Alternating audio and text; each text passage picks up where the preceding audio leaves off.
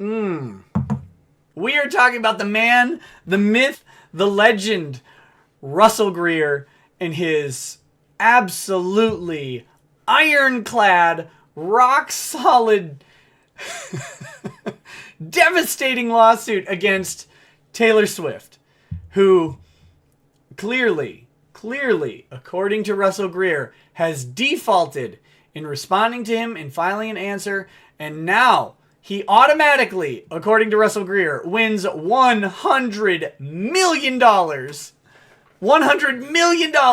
Russell, you didn't know it, but you are a 100 millionaire right now, buddy. Congratulations. Plaintiff, Russell G. Greer, who is representing himself for now in this matter. Russell, a Google search would have told you that Venable LLP is not Taylor Swift's law firm. Plaintiff filed the complaint on April 25th, 2018, alleging that defendant Taylor Swift failed to use disclaimers that warn that her publicity stunts and statements made in commercial and non-commercial contexts were not meant to be sweeping advances, and that her stunts did not create subtle invitations. Subtle invitations, I think I said this before, but if I were writing a Motown hit, subtle invitations, that would be the song title. I've got to write subtle invitations. I've got to write it. I will write it and sing it. Hold me accountable, guys. I think I asked you before to hold me accountable, and I don't know that you did. But subtle invitations is coming. Subtle invitations is coming. The other policy, by the way, if you don't know, that Russell Greer is advocating is that people, men named Russell Greer, should be entitled to sexual intercourse with banging hot models. That's the other public policy that Russell Greer believes is correct to advance.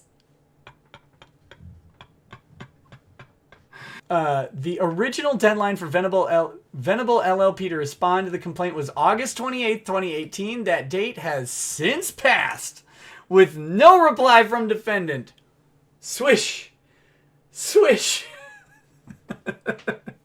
This is basic rules of civil procedure, you weird dummy. They don't owe you a response. They don't owe you anything. No one has to help you sue them.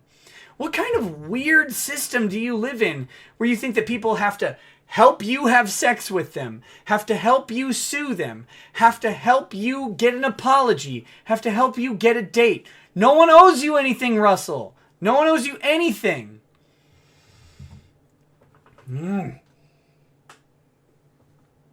Taylor Swift owes me. Just kidding. Tay, I love you. Just kidding. Subtle invitations.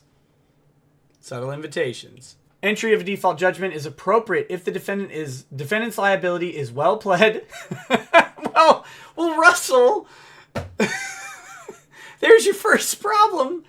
The liability is not well pled. It wasn't well pled, buddy. As mentioned as in the complaint, and give a more broader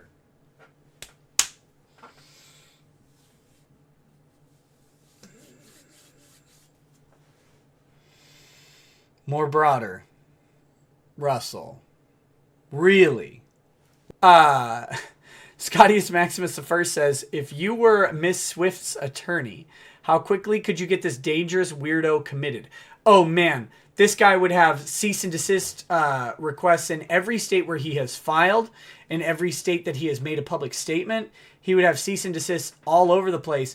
And if he sent one more thing to my client, we would be asking police. If you represent someone like Taylor Swift, okay, or Justin Bieber, let's take the sex of the person out of this. If you represent someone who can be regarded as a pop icon, a sex icon, like a Ryan Gosling, something like that, if you represent someone who would be in danger with a deranged fan of sexual assault or worse, then you aggressively represent them. Absolutely aggressively represent them. Because, I'm sorry, the odds are that if Russell Greer and Taylor Swift are in the same car, that Taylor Swift ends up in several garbage bags in different lakes. right? Like that's the reality she's dealing with. And you cannot trust someone who is like this. This guy has severe attachment and problem and dangerous issues. The liquor is getting to me. Okay. Duty also depends in part on whether the victim falls within the class of people who are foreseeable at risk of being harmed. Weird pending sex offenders is the class of people we're looking to protect here, I guess. Comparatively, plaintiff belonged to a class of people directly connected to Swift. Listen to the delusion. Listen to the delusion. We're talking about someone who goes on tour around the world and makes $90 million from that tour, with hundreds of thousands to potentially millions of live audience attendant fans. And Russell Greer, who hasn't even alleged that he's ever been to a concert, is stating that he has a direct connection to Taylor Swift. Amazing. It's amazing. Amazing. Russell, this is bad. Additionally, the FTC frequently warns celebrities of their social media content and advertising, citing all 47 celebrities who received warnings from the government about their Instagrams, citing Cosmopolitan magazine 2017. Cosmo lost all credibility when they put someone who is 85 times the width of the cover on the cover. Cosmo's done. Go away. And then they made a cake for her to eat, which was just weird. Weird thing to do, Cosmo. Someone made the cake, and that someone should maybe be committed because they are putting that person in danger.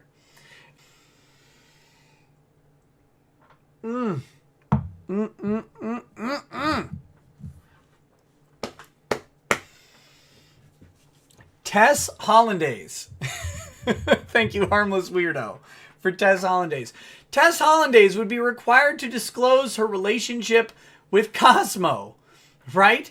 As she's engorging herself on a giant sheet cake that could feed an entire children's birthday party with her obviously photoshopped picture on it, because the king-size bed that she was destroying was barely able to hold her up. Guys, that's one of the most embarrassing videos I've ever seen. I am not a person who particularly cares to fat shame people. She doesn't need to be fat shamed. She needs to be referred to a doctor. A doctor to make sure she's healthy. And she should not be wolfing down an entire cake. No one should. I should never do that. Wilford Brimley has warned us about the dangers of diabetes. So yes, if Tess Holliday was provided a cake as part of her contract with Cosmopolitan, she would be required to disclose that that cake that she was shoving her face into was provided as part of a paid promotion and advertisement on behalf of Cosmo magazine. Taylor Swift opening a pair of shoes that a fan sent her because they have a foot fetish, Quentin Tarantino, looking at you, buddy, who sends Taylor Swift a pair of shoes and asks her to try them on camera, and she does it. It's a different story. There's no contractual obligation for her to do that. There's no exchange of consideration. There's nothing there, Russell. You should know this. You went to pretend law school. I think, from what I heard, you spend more time in your unaccredited program to become a paralegal than I spent in actual law school. Which, buddy, what are you doing?